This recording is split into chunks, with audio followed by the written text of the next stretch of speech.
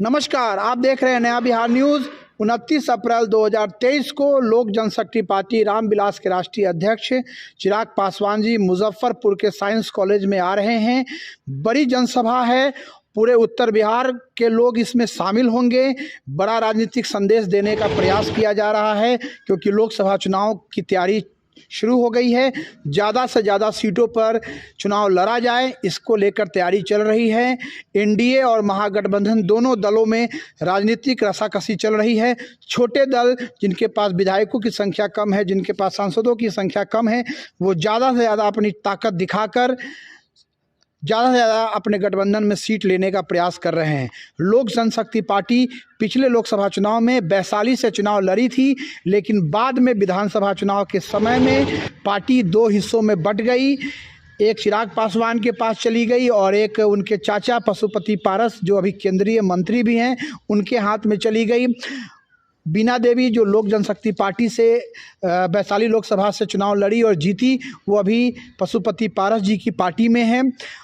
लेकिन रामविलास के सुपुत्र चिराग पासवान जी वैशाली लोकसभा सीट पे अपनी दावेदारी ठोक रहे हैं, जिसको लेकर 29 अप्रैल को कार्यकर्ताओं का एक बड़ा समूह जनसभा में शामिल हो रहा है और वैशाली लोकसभा सीट पर दावेदारी को लेकर राजनीतिक मंथन होगा।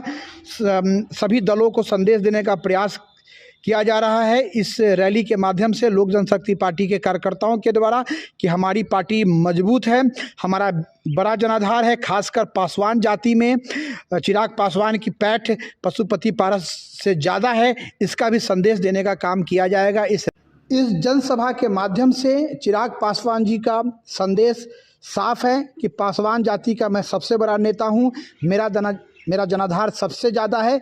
ये तमाम बातें इस जनसभा के माध्यम से सभी राजनीतिक दलों को संदेश देने का काम किया जाएगा। 29 अप्रैल को साइंस कॉलेज में चिराग पासवान जी की जो बड़ी जनसभा होने जा रही है, जिसका सिर्फ एक ही मकसद है, ज़्यादा से ज़्यादा राजनीति में भागीदारी, ज़्यादा से ज़्यादा सीट मिले। साथ ही साथ जो भी गठबंधन के साथ हमारा गठबंधन होगा, जो भी दल, चाहे वो एनडीए हो, चाहे वो महागठबंधन हो, जिसके साथ हमारा गठबंधन होगा, ज़्यादा से ज़्यादा सीटें हमें मिले।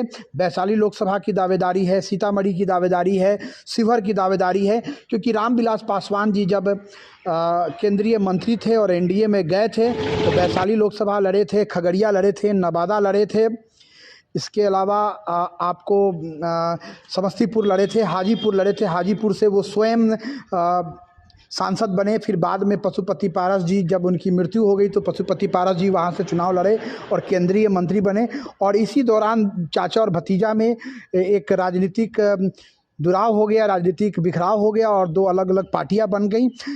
सिंबल जो बंगला छाप था वो भी सीज हो गया और दोनों को अलग अलग सिंबल मिल गए चुनाव आयोग के द्वारा।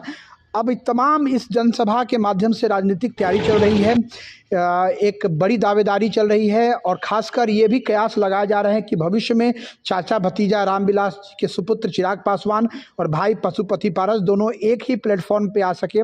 खासकर एनडीए का ये प्रयास होगा कि दोनों दल एक ही जगह आए, क्योंकि पशुपति पारस जी ने ये पहले ही घोषणा कर रखी है कि हम लगातार एनडीए में बने रहेंगे। तो एक बड़ी दुविधा की स्थिति है, क्योंकि ज़्यादा जनाधार चिराग पासवान जी के पास है। अगर वो एनडीए से अलग होते हैं तो कहीं ना कहीं महागठबंधन को ज़्यादा फायदा होगा। महागठबंधन भी उनके ऊपर डोरे डाल रही है, क्योंकि पासवान जाति का जो खासकर जो युवा पासवान हैं, उनका जनाधार ज़्यादा चिराग पासवान जी की तरफ है, उनका झुकाव ज़्यादा चिराग पासवान जी की तरफ है। अगर एनडीए में चिराग पासवान जी नहीं जाते हैं तो एनडीए को काफ़ी नुकसान होगा, क्योंकि जब नरेंद्र मोदी जी पहली बार प्रधानमंत्री बने तो उस वक्त रामविलास पासवान जी ने समर्थन किया था, जिससे एनडीए को काफ़ी बेनिफिट हुआ था और एनडीए बड़ी संख्या में सीटों को जीत कर आई थी।